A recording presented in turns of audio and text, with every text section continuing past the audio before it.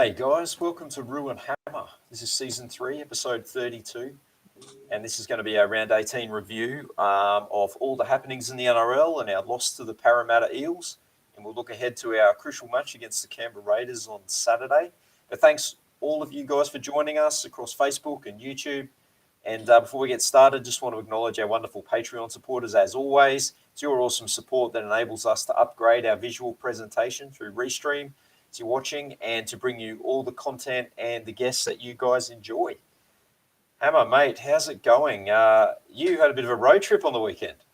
Yeah, mate. Hello, mate. Hello, everyone. I certainly did. But I went to the game on Friday night at CommBank Stadium and watched the Warriors play. And then last Saturday, I caught a flight, the last flight out of Sydney, which was, I think, 8:45. I arrived on the Gold Coast at 10:15 p.m.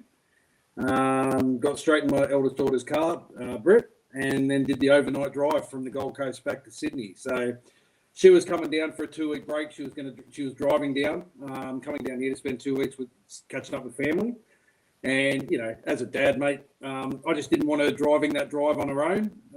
It can be quite a boring drive now because it's all freeway now between the Gold Coast and Sydney, except for pretty much Coffs Harbour. So, you know, just did the dad thing, mate. Caught a flight up, jumped in the car and did the drive back. I think I was telling you, I got in her car about 10:30 and I was at my parents' place at the Central Coast at like 6:20 in the morning. So, yeah, it was a pretty quick trip. Oh, mate. It's unreal when you were telling me that because I remember as a kid driving down to Sydney for the Christmas holidays. We used to get up at 5 a.m. and we'd arrive down at Sydney like in the late afternoon, early evening. It just used to feel like ages, but far out. Yeah, times they are a-changing. Yeah, you did that in pretty good time. Obviously, no traffic. Set your cruise control. Off you go. Yeah. But mate, yeah, we know you're super close with your kids, and obviously a fantastic opportunity to spend some one time with her as well. Yeah, absolutely, mate. How was your weekend? What did you get up to? Yeah, not too much. A lot of stuff to get done around the house. Kind of like all tasks accumulate to the weekend. Yeah. So yeah, we had a bit of park time with the kids on Saturday afternoon. They took their bikes around to the new park that they built near us. Released some energy. Got to watch a fair bit of footy, which was good. Probably awesome. Watched more games than I've been able to this whole year. So, it was a good, relaxing weekend. But should we get into this episode? Yeah, let's do it, mate. Do the topics of the evening. Let's do it. Yeah. Yeah, mate, and just a reminder before we do to everyone that's tuned in tonight, the reason we do this show live is so that you guys can get involved. So please, as we move through the discussion points, join the conversation, leave your comments. But please be aware that, you know, we do have current next players on and their families that do watch our webcast. So please keep your comments respectful and refrain from making them personal. Yeah, exactly. And just on that note, just before we get underway, I just want to address a couple of things that happened with our live webcast with Cam George last week. So obviously the chat with Cam didn't go exactly to plan. But as we said, that's the nature of doing a live show. We'll do our best to get him on again at the end of the season to do a bit of a season review with him. He's always so giving of his time, and we really appreciate him for that. We were just a little bit disappointed. Some of the comments that were coming through. We appreciate the frustration not being able to properly hear him. And but, you know, at that point, there wasn't much we could do. And Cam himself was actually in transit. He was travelling from Brisbane to Sydney at the time. And we were lucky to just get him for half an hour of his time. He's obviously a very busy man. But guys, just remember, this is a free show. And, you know, the only money that we make out of it is from your generous support on Patreon and Redbubble. But we do thank you for your continued support, and we really appreciate all of you guys. So, having said that, we shall move on.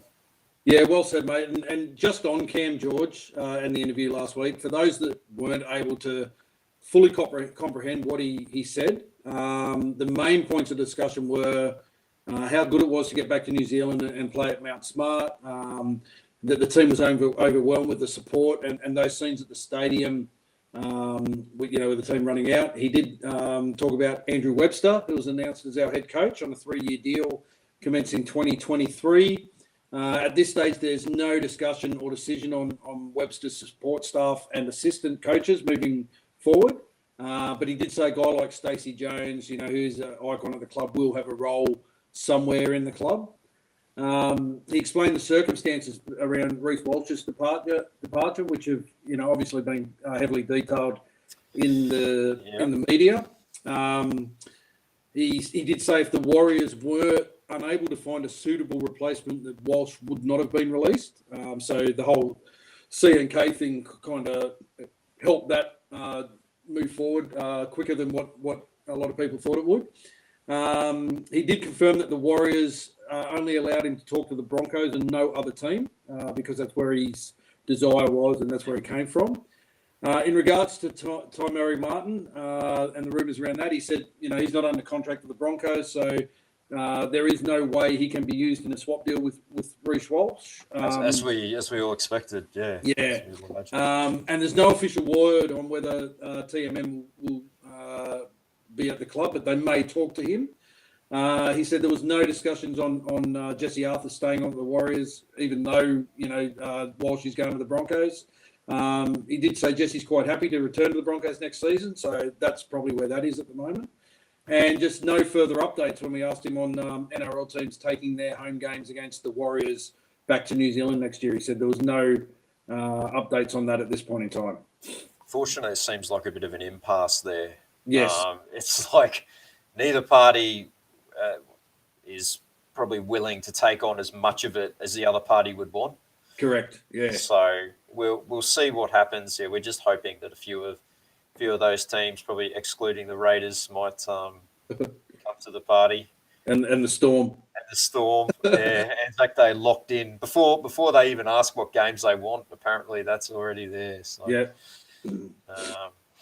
Yeah. Anyway, as always, a lot of honest and candid answers there from Cam. Again, apologies that you just couldn't hear it. We could.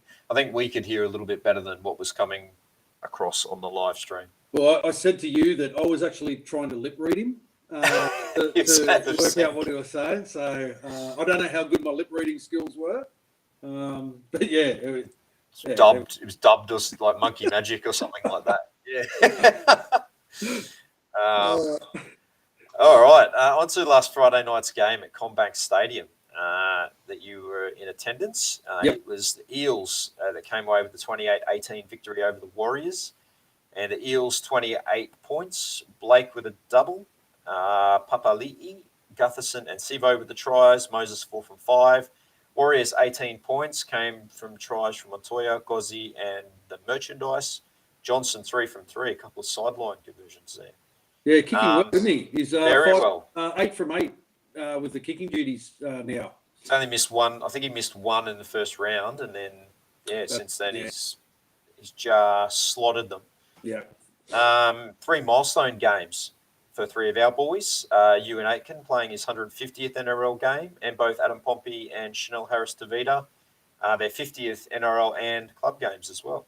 Yeah, congratulations to those boys on their milestone achievements. To play one NRL game is an achievement. So to get to those milestone games of 50 and 150 for those boys is quite an achievement. So we congratulate them on that. Yeah.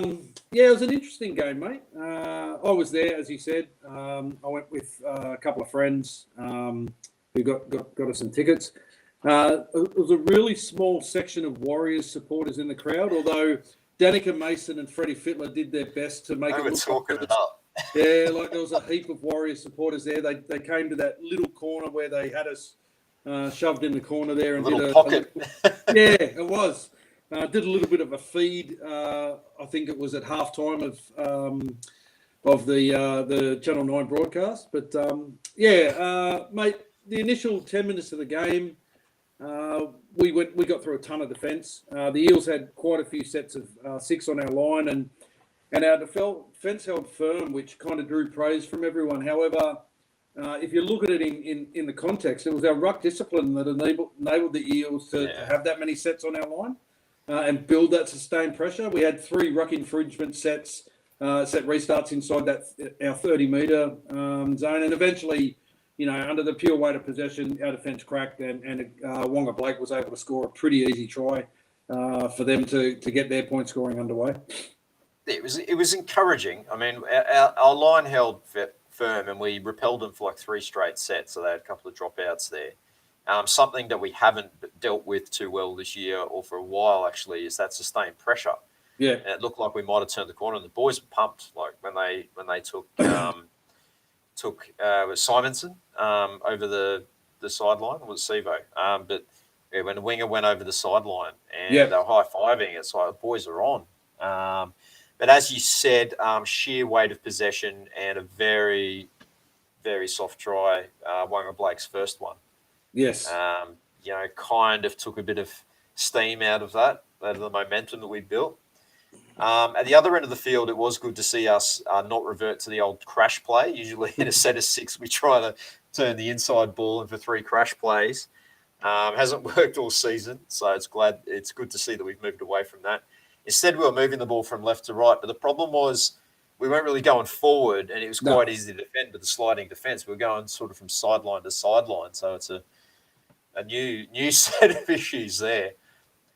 Johnson came up with another one of those cutout passes that he loves, and picked off by Sevo, straight into Sevo's breadbasket, and found Wonga Blake in support for his second try of the night.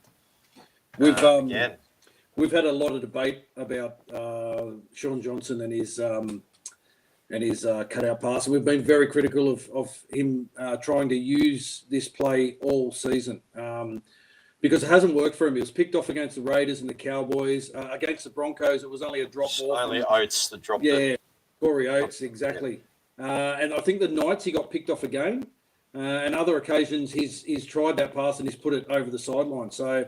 Hasn't worked at all, to be honest, has it? No, and from our vantage point where we were sitting, we're kind of looking down on that play, and he actually had 2 runners off his hip, and the short ball was the better option. I think it was Ewan Aiken actually went through a hole, and he wasn't used as the preferred runner.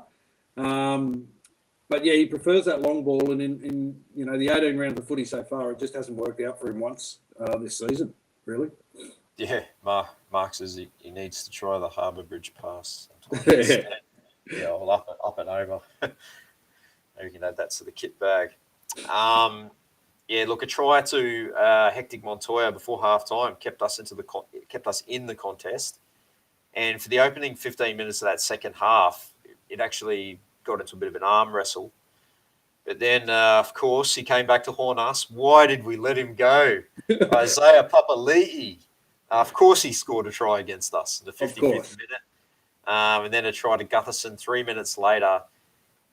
That was all too familiar tale there, wasn't it? 2 back-to-back tries. And the lead up to the Gutherson's try was extremely disappointing. Firstly, Montoya dropping the bomb. And then 3 defenders just unable to put Simonson into touch, and he gets that flick pass away, which it looked a bit awkward, but by letter of the law, it was a legal play. It travelled backwards and bounced forward, so it didn't look too good. It was a bit clunky, but no, the points all count the same. It just gave me flashbacks to Zach Lomax being able to get out of his in-goal area with basically half our team trying to tackle him. It just wasn't a good look. No, well, for me, that was the game changer. I know, like everyone talks about the intercept try, but that was the real game changer for me, because if Montoya catches that ball cleanly, then the Warriors are in possession. Simonson gets put in touch, and it's a Warriors ball because Montoya actually, with that drop ball, it was a drop backwards. So you take that Gutherson try and that Sevo intercept out of the game, and it's possibly that it's a Warriors win. But those were 2 crucial plays in the game that really, determined the final outcome. Yeah, that's it. We paid dearly for those mistakes. And then the Sevo try in the 67th minute. Amazingly, it was our hooker and front rower that chased him to the line. Where on earth were the edge defenders there? Yeah, just really not a good enough effort. Our middle forwards, they shouldn't be having to be the ones that are Yeah. making up all that ground from the midfield on that play. Yeah, it was. That was poor. It was very poor. Arthurs was the one that tried to tackle Sevo down the sideline. Yeah. But no one else. Good luck. Edge. Yeah, but no one else on that edge was to be found. And it was Wade Egan and Adam Fanua-Blake that chased him and made sure that if he was going to score, it was going to be in that corner. We did mount somewhat of a mini comeback late in the half. We had tries to Ed Cozzy and Jack Murchie in the final 5 minutes. But again, it was just too little too late, really. I was happy for Ed to get a reprieve in first grade. He came under a lot of criticism in his last game. And to finish with 184 metres in this game, 2 tackle breaks, 2 line breaks and a try. It was a really good return to first grade footy and a good way to answer those critics that he has. Yeah, absolutely, and fantastic to see him have such strong form in his return. We know he's got it in him. He's a big lad, and we've made no secret of the fact that we have a real soft spot for him. He's such a lovely young man, polite young man. Always comes over and has a chat with us at the Redcliffe games and whenever we've seen him. And we just really wish him all the best, and hopefully he can force his way into that first grade team. And when he realizes how big and strong he is, I think it may have even clicked in that try that he scored, because he did well to score it. He had a lot of work to do. Yes, and beat a couple of players and got the ball down. And hopefully that's a real confidence builder, and he's sort of turns the corner from there. Yeah. Tohu and Adam are leading the way with 170 and 196 metres respectively. Walsh with only 93. What did you make of his performance? Because, I thought he kind of floated in and out of the game a little bit. He's still trying hard with some kicks, and he looked good at times in attack. But what are your thoughts on where kind of Walsh is at the moment, or maybe where his head's at the moment? Yeah, well, I thought he was a bit quiet compared to other performances, that he's had throughout the year. Is it because he was still getting over the effects of COVID? He did miss that game in Auckland because of COVID. Yeah. I personally haven't had COVID, so I don't know what it's like after you going through that recovery period of it.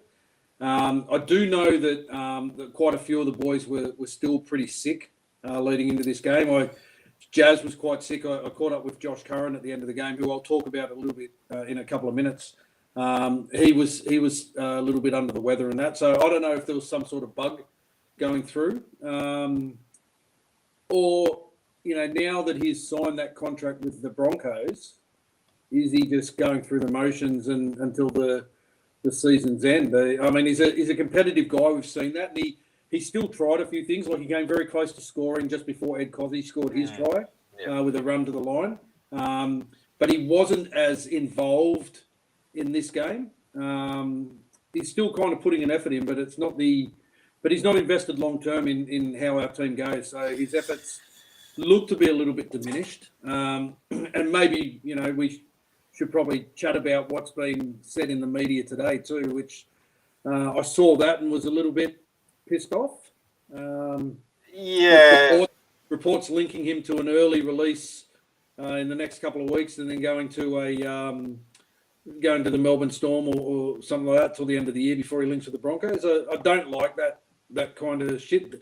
Pangai Jr. did it last year and, walked out on, where was he at? Broncos. So I went to Penrith. Broncos then went to Penrith, won a comp, and now, because he'd signed at the Bulldogs, he's over at the Bulldogs now. I'm not a big fan of this. It's like a mercenary play, isn't it? It's like, you're not getting first grade time at your club. Come over to us. We're a chance of playing finals, or we're a shot of winning the premiership. Come over here and sort of jump on the coattails of what we've done. I'm not a big fan of it either. It happened a lot last year. There was a heap of guys. Like we even got Chad Townsend. Yeah. I don't think it was this late though. This is round 19. Yeah. Is it still really late? Yeah. August 1. They're saying is the deadline now. Yeah. So I mean, the interesting thing is that if the rumours are true, and he does link with the Storm, he could be playing against us in 2 weeks' time. At Mount Smart. Imagine how I'd be feeling about that. Oh, well, yeah. Yeah, but I mean, who knows where all this has come from? I believe it sort of came from a chat between Andrew Voss and Michael Carrianos. Yeah. But as we know well and good now, where there's smoke, there is fire. But Yeah. at the moment, it just seems to be kind of like a yarn that broke out on a radio show or a podcast. Yeah. Who knows whether there's any merit to it, but I just want to touch on Josh Curran for a little bit. I was fortunate enough to be at the game with his parents and a couple of their friends.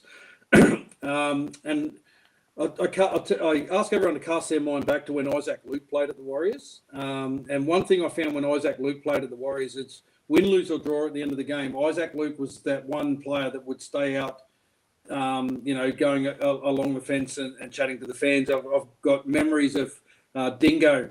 Everyone else is in the dressing rooms and Dingo standing behind Isaac Luke telling him, come on, Dingo, you've got to go. Isaac, we've got to go. And he's still out there half an hour, 40 minutes after a game. The game just been, I said to a few people, Josh Curran's our new Isaac Luke. And we've seen it at Redcliffe this year after games where Josh has, come over the fence and gone into the stands and, spoken to his family first, but then he spends a great deal of time talking to all the fans and taking pictures. Joshy didn't finish the game on Friday night. He came off. He was pretty crook. But it was Josh, Adam Fanua-Blake, Ed Cozzy, and Aaron Penne were pretty much the only Warriors players that came over to the Warriors supporters bay. Aaron Penne stuck around for quite a while, but Josh Curran, he ended up in the grandstands, and he was there for a good half an hour, 40 minutes, taking photos with fans. It was really good to see. It's one of those little things that, especially the young kids, they love that. Just a massive shout out to Josh Curran. He's one of the guys that does the job on the field, but what he does off the field as well in interacting with fans, and that is something that needs to be commended and as well. So massive thanks to Josh for doing that for the fans after the game. Yeah, fantastic bloke, and Aaron Penne loves a chat, doesn't he? Aaron Penne does love a chat. He does love a chat. As we know. All right, shall we look at some of the other results from round 18? Yeah, the round that was Friday night. Had a good game up there. The Sharks 26 defeating the Cowboys up there in Townsville, 26-12. The Cowboys without their origin stars, and also very hard done by with that Talmalolo disallowed try. Yeah. And Sione Katoa dislocating his shoulder, scoring the match winner as well. Yes. Is that a little painful? Saturday, we had the Roosters 56 defeating the Dragons 26. Roosters, they lost Tupanua, Taukiaho and Billy Smith to season-ending injuries. Not unfamiliar territory for the Roosters, is it? No. Joey Manu, fast finding a home at 5'8" and working on his acting. Yes, yeah. Well. Wasn't that bizarre? I still don't know what to make of that. Something different, wasn't it?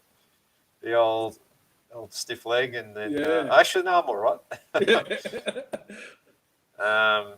Second game, Super Saturday, Sea Eagles, huge win over the Knights, 42-12. They're at Lottoland, Brookvale, Four Pines, whatever it's called. Yep. The final game on Saturday, Broncos with a dramatic 16-12 win over the Titans in the local derby. The Broncos, they was under pressure with so many injuries, and they put the baby Broncos back out there again. They rolled them out for the second week in a row, but they still found a way to win. So they're doing very well. Yeah, they're impressive. The Titans just can't find a way to win a game of footy at the moment. Yeah.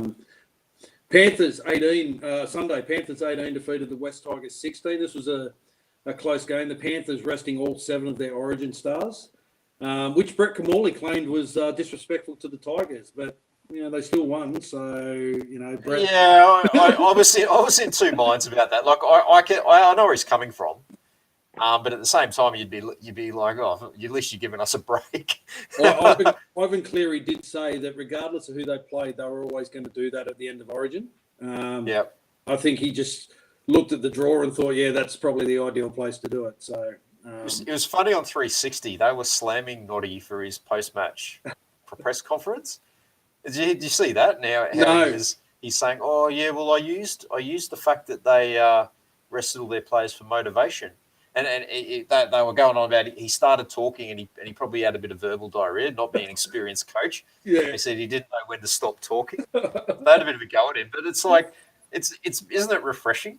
I mean, yes. Sometimes you get upset with coaches don't answer questions, then Noddy's answering too many questions. Yeah. In fact, questions they didn't even ask. Yeah, he's the exact opposite to Ricky Stewart, isn't he? Yeah, Speaking of Ricky Stewart, the Raiders 20 defeated the Storm 16. Mate, it's the first time since 2015 that the Storm have lost 3 games in a row. 7 years. Boo frickety who, Storm. Yeah, my heart's breaking. It is an incredible record, though. And they've only lost 5 of their past 23 games at home. 4 of those have been against the Raiders, and the other one is against the Eels. So the Raiders starting to look like a real hoodoo team for the Storm, especially like we used to be. Yeah, it used to be us. And then the last game of the round was the Rabbitohs 36 defeated the Bulldogs 28. Mate, good account of themselves by the Bulldogs. Of the lower placed teams in the table, the Bulldogs are the team that look the most competitive. They score quite a few points every week since Mick Potter's got there.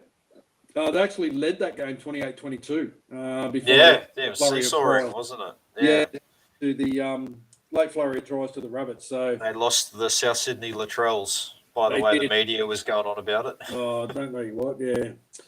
Mate, so the table at the moment looks like this. The Panthers are now 8 points clear on 34 points and have all but secured the minor premiership. Being 8 points clear, I think we should get in touch with Ivan and let him know in the second last round he might want to rest all 7 of his Origin. Feel free, Ivan. You say you still love the club, so let's put your money where your mouth is. Absolutely. The Sharks and the Cowboys are in second and third on 26 points. The Storm slide down to 4th place, equal on competition points with the Broncos, and the Eels in 6th. All those 3 teams on 24 points. The Rabbitohs in 7th on 22, and the Sea Eagles round out the 8 on 20 points. The Roosters, Raiders and Dragons are in 9th, 10th and 11th, all on 18 points.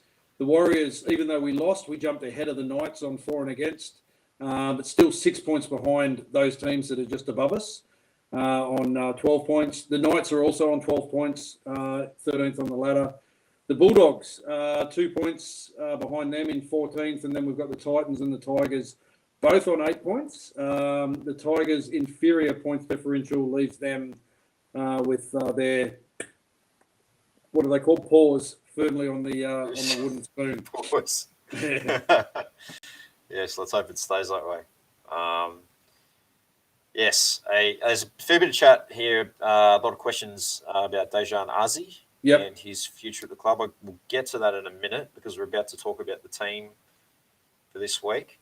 PJ Marsh has joined us. He said, "Can we still make the 8 or no good?" I think we've got to hope for a lot of mathematical genius to happen. Wizardry. With 8 games left. Witch doctors stuff I think we need. With 8 games left and still 8 points out of the 8, I think we're relying on too many other teams to lose. Stuff up. They need to really cock up, and we need to basically win 7, and we still got to play Storm, Panthers, Raiders. But you never know. You're saying there's a chance. Yeah. Incidentally, too, PJ, I saw Great to see a few excerpts from your Once a Warrior interview with Monty Beetham through Instagram today. So I'm looking forward to catching that when it's on YouTube. Get the full episode because a lot of them are starting to come onto YouTube now. The Warrangi Corporate. Yeah, the full episodes. I did on Spotify as well. I did watch the Ryan Hoffman one. That was very, very good interview. So really looking forward to catching your one, PJ.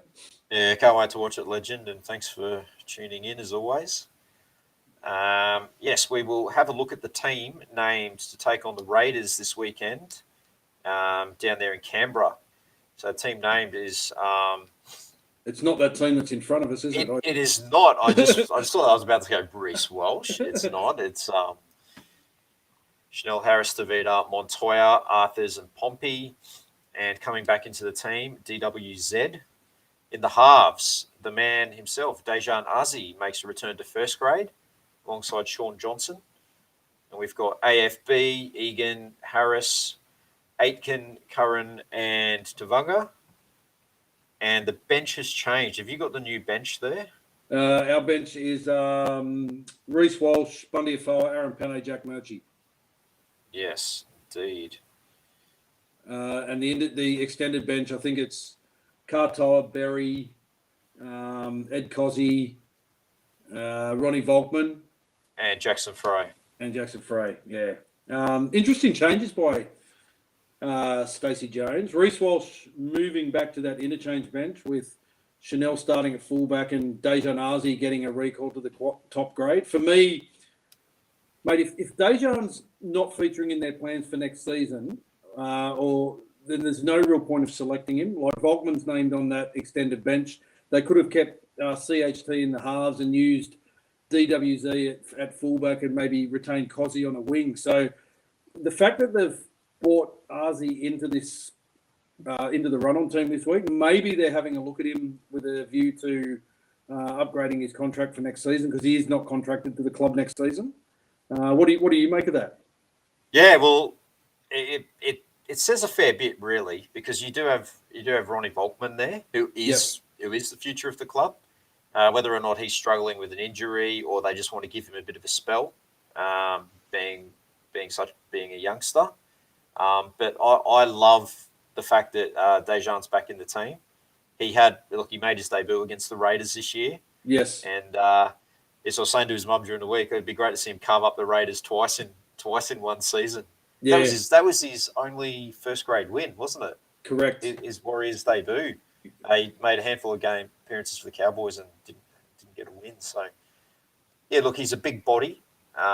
He's got a good passing game, as we saw against the Raiders. He's been killing it for Redcliffe in the Queensland Cup. So it's great to see Stace rewarding form and giving him another run because we've all been crying out for it. Everyone's been saying, "Where's Ozzy?" So he's back, and hopefully it's his spot to lose, and some strong form can hopefully get him a contract extension. Yeah. Yeah. Yeah. Murchie, too, he's selected on the bench. But if he's another guy that's as yet unsigned for next year, if he doesn't feature in the plans for next season, is it possibly now the time to bring the Kepu twins into some game time experience at the back end of this season, or some of the other young forwards, Jackson Frey, or someone else who is part of the club's plans moving forward? Or is that suggesting that Murchie is going to be retained? There was a post, Richie Morgan did a post on Warrior Nation this week after the team was named, asking what's everyone's thoughts on Reece Walsh being picked on the bench. And I came out a couple of weeks ago and I said, that maybe we should start bringing some of these young guys through at the expense of guys that aren't going to be at the club next season. And, as I said, sitting in 12th, we're 8 points out of the 8. We're 6 points behind the Dragons who are in 11th, or the Dragons, Raiders and Roosters who are in 11th. We've got to be honest and realise that finals footy is not going to happen for the Warriors this season. As I said just before, mathematically we can still make it, but we'd be relying on Manly, who are in 8th, the Roosters, Raiders and Dragons, who are 9th, 10th and 11th, to all capitulate and drop at least 4 of their last 8 games, while we would need to win pretty much all of our remaining games. And let's remember, we've got Canberra this week, we've got the Storm, we've got Penrith at home, we've got the Cowboys up at North Queensland, and we've also got Souths at the Sunny Coast. So there's 5 games there that, if I'm being realistic, I can't see us winning any one of those 5, let alone all of those 5. Add to that, we've got the Titans and the Bulldogs, and I think, is that it? Is that our run home? I think it is. Yeah. So Titans definitely the final round. yeah. So it's for me. I would if Murchie's not if they're not going to re-sign Murchie, then stop playing him. Send him back to Redcliffe for the Dolphins, and let's bring some of these guys through that either you want to have a look at, or guys like, as you said, the Kepu twins who are signed for next season. Give them some game time. A guy like Pride, if they're looking to re-sign him again, give him a run. Jackson Pride, Tom Alley. Yeah, Tom Alley. Well, Tom Alley's just made his return. He played his first game back from injury against for the Dolphins last week, and made a great account of himself. So yeah, here's another one. Look, it may be an unpopular comment, but if Walsh isn't going to be there and doesn't want to be there, yeah, fine, get rid of him, send him to Melbourne if that's where he wants to go. Ewan Aitken, he can go back and play for Redcliffe. Chanel, he can go back and play for Redcliffe. If these guys aren't, or those guys aren't committed to us moving forward, let's use these last 7 or 8 games to bring some of these young guys through and give them some game time. And it gives them a little bit, rather than, if we're in a competitive state next year where we're playing, we're winning games and stuff like that, it'd be beneficial to us to have these guys get a little bit of first grade footy under their belt this season. At least a game or two, like Shane is saying on YouTube. That's the problem. Why sign these players if you're not even going to give them a run? Yeah, exactly right. Perfect opportunity right now. So, yeah, Junior Ratuva is playing. Yeah, Junior Ratuva's been playing for Runaway Bay. Yeah, Brisbane second. Yeah, there's the Gold Coast A grade competition. He's really been struggling for a bit of form this year. Yeah, unfortunately for Junior. Yeah. So that's just my thoughts on it. Get some of these youngsters in there. Get them. The season's a wipe off anyway. So if we bring some of these guys in and we nothing to lose, to lose, and we're losing games of footy, so what? It's I think the back end of this season has to be bigger, more about bringing these guys through. There's no pressure or expectation on them either. Yeah, so in regards, the boys are talking about the Kepu twins. One is a prop and one is a second rower. I can't tell you which one is which, because they're the identical size. They are massive humans. They are huge. They're always blocking our view at Redcliffe, aren't they? They are. Absolutely. Yeah, fantastic. Yeah, but thanks guys for all the comments. It's great to have the chat. Yep. We'll take a look at the team lists for some of the other games this weekend. So NRL round 19 kicking off Thursday night. We've got the Eels versus the Broncos. For the Eels, Ryan Madison returns from injury, named at lock. Murata Niokore moves back to the interchange bench, and Kai Rodwell is back on the extended bench. Broncos, they're welcoming back a host of Origin stars. What a luxury for them.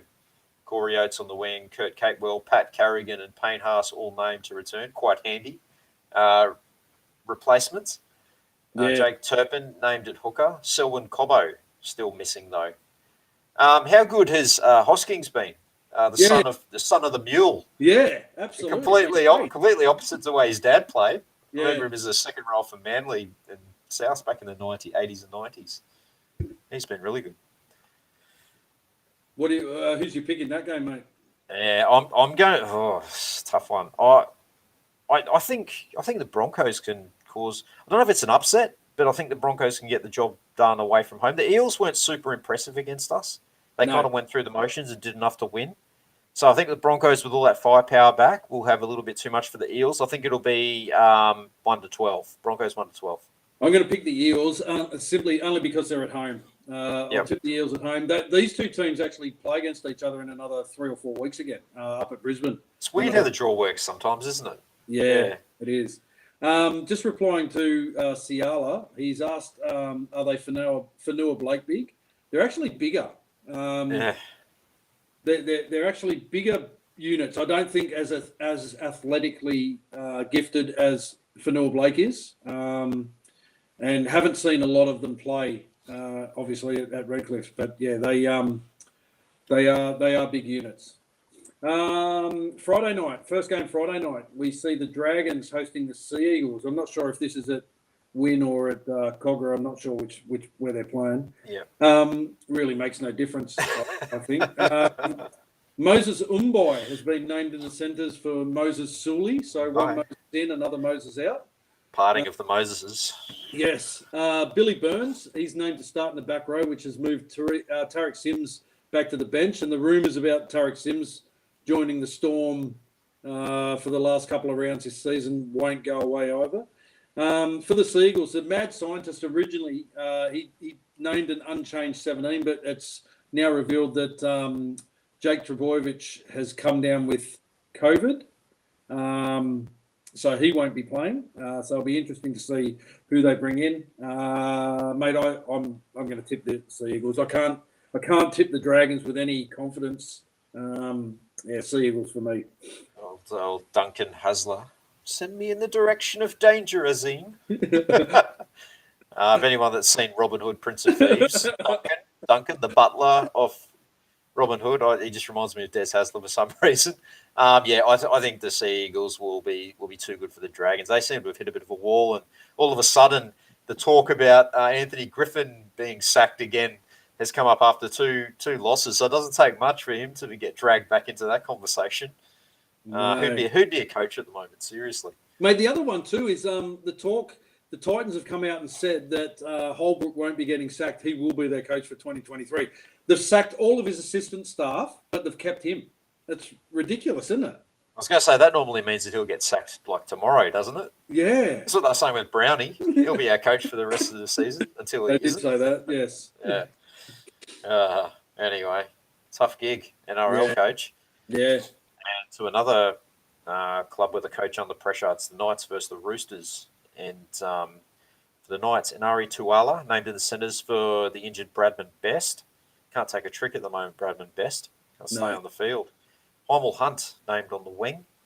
The Predator Dominic Young, a casualty of the loss last week, named on the extended bench. So 1 week he's the golden boy, and then the next week he's out of the team. So he's got to do something. Adam O'Brien. Frizzell, Fitzgibbon, and Barnett, they are named in the back row. And for the Roosters, with the injuries to Tupanua and Taukiaho, they forced changes to the Roosters pack. So JWH returns from injury just in time, named in the front row alongside mid-season recruit Matt Lodge. Yep. And Manu moving back to the centres to cover the injury for Billy Smith. Luke Keary will make his return from concussion, and Nat Butcher named to fill the void left by Tupanua. Despite all the injuries, I think the Roosters will be too good for the Knights 13+. Yeah, I think so too. The Dominic Young dropping was a weird one for me because he's been going really, really good on the wing there for the Knights. I think the Knights' biggest problem is their halves, Clune and who's playing 5'8", Milford. He's off to the Dolphins. He's off to the Dolphins. He's rejected their offer. He's moving to the Dolphins. Shane, never thought I'd hear a Prince of Thieves reference on this pod. Weird. Mate, Robin Hood, Prince of Thieves is one of my favourite movies of all time. So, I have to try and factor in a reference every week. I see they've got... I see the Dolphins have signed on a train and trial deal Setu 2. Setu 2, yes. Who used to be at the Warriors. Playing a bit of footy up there in Queensland. So it's been doing really well. Kill it and kick up the try machine. So it's a shame that we never really had a better look at him. No, that's right. Yeah, it happens though, mate. We've had quite a few players like that. You know, we never really gave Tane Milner a chance. We had ATG, who was a big forward back in 2020. Who Tuamavave Gerard. Never really got anything. Anyway, it is. Yeah. Saturday, mate. Saturday kicks off at 3 p.m. with the Raiders hosting the Warriors in the nation's capital. If anyone's heading down there, wear your long johns, 4 pair of pants, and some quite a few jumpers. I actually, once Dejan was picked, I messaged Tans and said, "Oh, you're heading down to to Canberra for the game. She goes, she said something like, "It's the only place colder than Christchurch that she's ever been to." So Yeah.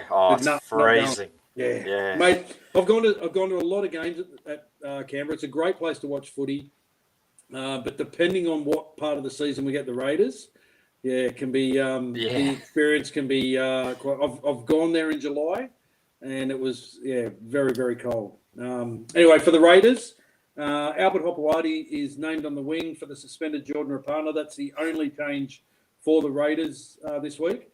For the Warriors, as we said, CHT has been named at fullback. Reece Walsh moving to the interchange bench. Dejan Arzi comes in, is named in the halves, and Dallum Watene-Zelezniak returns on the wing.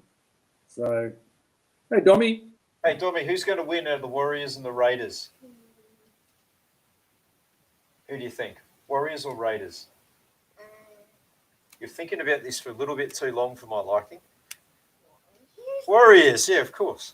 Mate, I'm gonna. My heart says Warriors, but my head says Raiders. I think the Raiders will get us.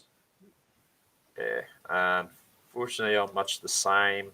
I think we'll give a good account of ourselves. Last week's performance did give me a little bit of encouragement, but I think the Raiders will end up running away with this one. It might end up being 13 plus.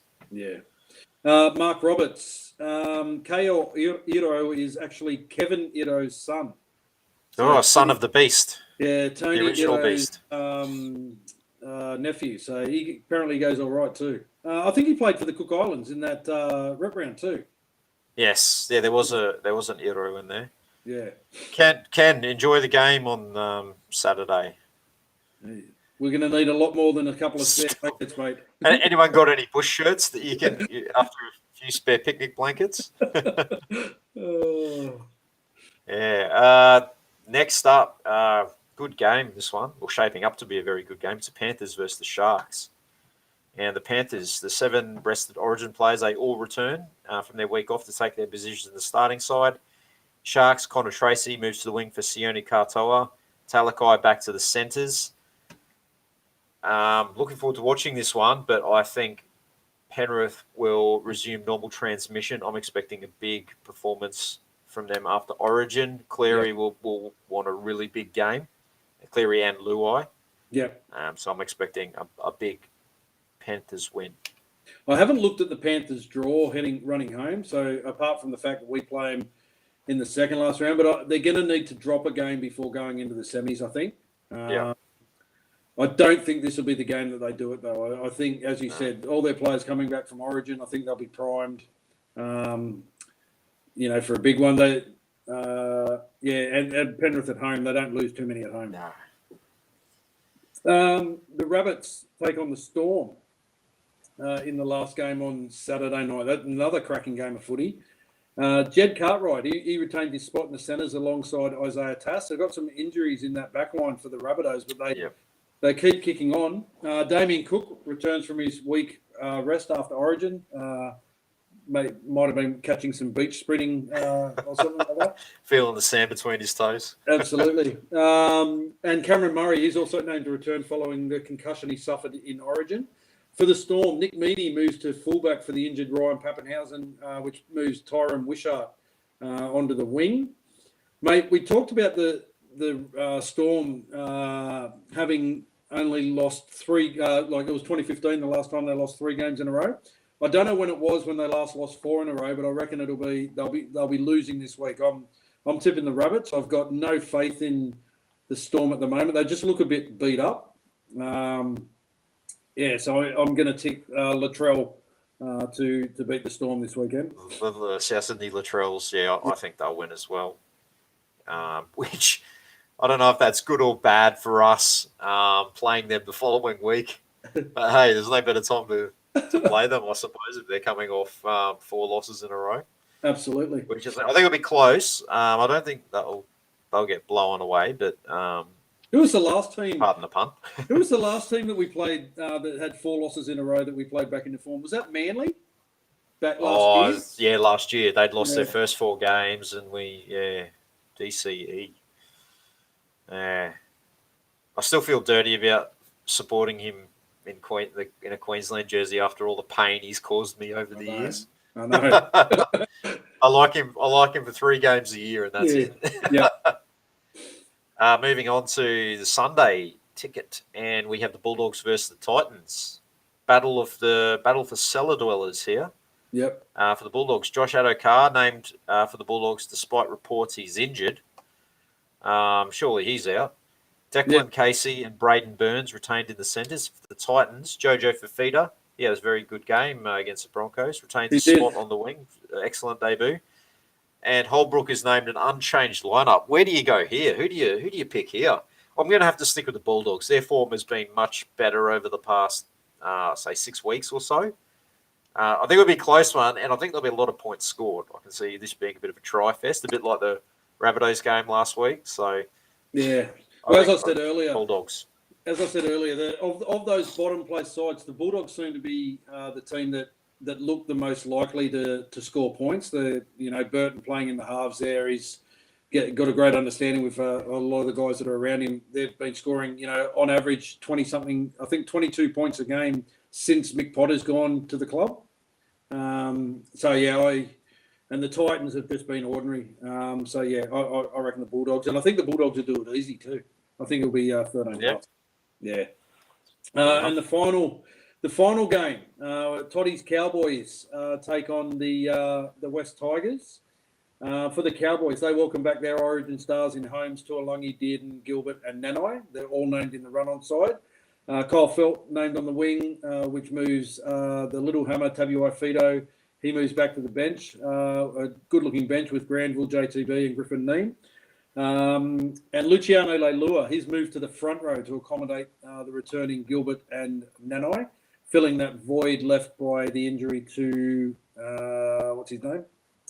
Jordan McLean. For the Tigers, Brett Naden, he returns on the wing, named in first grade. Stafford Tor and Asu Kapoa named in the centres. The Hastings at lock experiment continues with Dewey and Brooks named in the halves. Tyrone Peachy getting a reprieve named on the bench. And David Nofaluma, something's going on there at the Tigers because he's now back again on the extended bench, which you can only think is off-field indiscretion related. Interesting one. I think the Cowboys by 30. I was just going to say, yeah, it's going to be by plenty. Once they get going and they click into gear, geez, the poor old Tigers could be in for a long night up there in the warmer conditions. Although there is a lot of rain around Queensland at the moment, so it could be a bit of a wet one up there. But bit of rain around down here too at the moment. Yeah, right. Yeah, well, we're expected to have rain. Yeah, tomorrow through to Saturday. I got a warning on my phone saying that we're going to have those storm warnings that we had earlier, like a couple of weeks ago with the flooding that I had down here. So yeah, right. Okay. That'll be interesting. Yeah, looking forward to that. The El Nino's back again. Oh, fuck. It's ridiculous, mate. It's ridiculous. Oh, it's crazy weather. Crazy weather indeed. So here's a question. SJ is one of my favourite Warriors of all time, but has the time come to cut him, reposition him, or keep the faith in him? Interesting one. I think I wouldn't be surprised if he retires at the end of the year. Yeah, there's been rumblings about it. And if he does, then we need, losing him and CHT, we definitely need another half in the mix. So maybe that's why Arzy's looked at. Could very well be. Look, he has struggled for form this year, but so has the whole team. And we're not solely blaming him for our woes, but yeah, he has been struggling. Although last couple of weeks he was quite good. He was good against the Tigers. Yeah, he was great in New Zealand. Yep. Yeah, so if we can just play the rest of our games at Mount Smart, it might click him into gear. Yeah. But we lose a lot of experience with him out of the side. But yeah, I'm in two minds about it as well. It's a real tough one. It's a bit of a delicate issue as well. What do you make of of the Titans, not the Titans, the Dolphins next year. Their halves combination is going to be our rejects from last year. Yeah, I was chatting I was chatting to you about this the other day, and isn't it funny that our much maligned halves combination of Cody Nikorima and Sean O'Sullivan could very well be the starting halves for the Dolphins. Well, now that Milford has signed, that probably throws that into a bit of doubt. Yeah, But imagine that, like having Nikorima and Sean O'Sullivan, and you can just imagine the reverse spin that the media would put on that. Oh yeah. Like when we had them, it's like, oh, this is a terrible halves combination. They're both struggling, but they'll say, well, look at all the experience. Cody Nikorima is an international. He's played for all these different clubs. He's got so much experience. Sean O'Sullivan's just come from a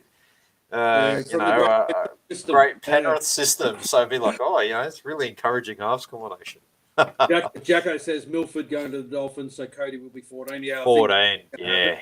He has to accept that he's a 14. Yeah. Yeah. Oh, how is Metcalf going? That's right. I forgot about him. We got him coming next year too. Of course, yeah. He's a halves option, also a fullback and centre option, I believe. Yeah.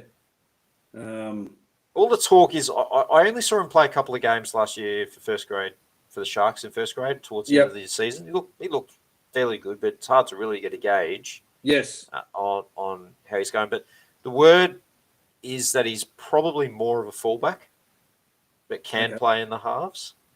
I don't know. I haven't seen a lot of him play, but he's got a bit of X factor, a bit of speed. I don't think he's that big either. I think he's like in the mould of Reece Walsh in size-wise, whereas Shans is a bigger bodied fullback and more in the RTS model, isn't he? He's a bigger body, more meters from kick returns, but not so much of a ball playing fullback. Yes. Yeah. Jacko, lots of pace. So that's what we want. Yeah, well, guys, don't forget, live shows coming up every Wednesday now that Origin's out of the way. We'll be back with you every Wednesday night at 7:30 unless you hear otherwise. Continue on with our Warriors review. Next week we'll be looking back on the Raiders game. And, of course, we're continuing to make those connections to our former players and bring you more of those head-to-head interviews that you guys enjoy. And we've got Robbie Mears, Tony Martin, and Richard Villasanti all coming on soon. And we're just working out dates with a couple of those boys. Probably have Robbie Mears and Tony Martin on sooner rather than later. Yes. And also we're going to try and get some of the NRLW girls on for a bit of a chat. NRLW starts in 4 weeks, I think, the 2022 season. A lot of player movements. I don't know if anyone's keeping up to date, but we'll do a bit of a NRLW special in the next week or two, where we can go through the team list. There's been a lot of movement of players. Maddie Bartlett, who was at the Dragons last year, played in that grand final for the Dragons. She's moved up to the Titans. A lot of the girls from the Roosters have gone to the Knights. The Knights have bought really well. They've also got Millie Boyle going there and Tamika Upton from the Broncos. So, a lot of player movement. So we're going to do a bit of a special about that in a couple of weeks and hopefully get some of the girls on to have a bit of a chat. Just a reminder too, guys, that we are on Patreon, our membership subscription support platform. That enables you guys to show your support by signing up to a $3 monthly subscription, which goes towards what we present here on a Wednesday night. We'd like to thank those who have subscribed to our Patreon tier program so far, who are Daniel Delore, Peregrine Falconer, Sean Kurzweil, Fabian Morales, Stevie Williams, Christian Catley, Alf Tuolave, TK Harris, Ted Clark, Inamete, Lisa Marie Bateman, Ken Wills, Nigel Phillips, Kane Fraser, Jermaine Downs, Malcolm Earnshaw, Dennis Danzo, and Ciala Afamasanga. We thank you guys very, very much. Yes, guys, and if you want to show your support, head to our Redbubble store. We've got a great range of exclusive Roo Hammer merchandise. The link is on your screen now. So jump in there and grab yourself a T-shirt. We're always repping the gear. Got the 2002, the Ultimate Warriors T-shirt here. We've got the bunker shirt, of course. Warriors score check everything. We got some of our halftone heroes honouring our legends of the past. We got Stacey Jones, Wiki, Simon Mannering, Torpy. We got Reece Walsh. Get it while you can. It'll be collector's item soon. The Reece Walsh Warriors shirt. The great man himself, Mike Doreen, if you want to rep the Mike Doreen and the Mike Doreen Cup. So jump on over to Redbubble store. Make sure you go through our store and grab yourself a bargain on there. Yes. And don't forget, if you miss any of the live shows, you can catch us on our Facebook page by going to the video section or go to the YouTube channel and catch up there. The easiest way to find our videos is to head to our link tree, and that has direct links to every single one of our live guest interviews and special presentations. You just go down, scroll down and click on the interview you want to listen to or watch, and it'll take you straight to that presentation. And don't forget, if you are on YouTube, hit the subscribe button so you never miss any of the stream content. If you are a podcast fan, you can catch all our episodes on podcast platforms, Spotify, Apple, Google, Breaker, Radio Direct. Make sure you subscribe to us there. We upload those episodes so they're ready to listen to on a Thursday morning. And please head to our Roo Hammer Instagram page. That's where we upload the most content. And we upload daily to keep our followers informed of, the team lists, any upcoming events, any Warriors news, player movements, who our chat guests are going to be, and all other Warriors-related content. Exactly, yeah. Well, that's it for tonight's show. Thank you to all you guys who continue to support Roo and Hammer. Very much appreciated by both of us. And, yeah, we've been loving the chat tonight. So thanks to you guys always for joining in on YouTube and Facebook and supporting us. And, yeah, we love nothing more than talking footy, so keep it coming. Absolutely. Thanks, everyone, for tuning in. Everyone be safe out there, and go the Warriors. Take care, guys. Go the Warriors.